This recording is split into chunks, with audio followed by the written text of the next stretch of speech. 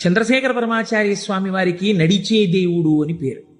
మహానుభావుడు, ప్రాతస్మరణీయులు. మొన్నట్నే మేము కంచి కామకోటి పీఠానికి వెళ్ళి స్వామివారి బృందావనం దగ్గర ప్రణిపాతం చేసి వచ్చాం. ఆ సమాధి అన్నమాట వాడరు పెద్దలు సన్యసించినటువంటి వారిని సమాధి చేసిన చోట పైన తులసి కోట పెడితే బృందావని మీద పిలవాలి. ఇది బృందావనం అండి, చంద్రశేఖర పరమాచార్య స్వామి వారి బృందావనం అనాలి.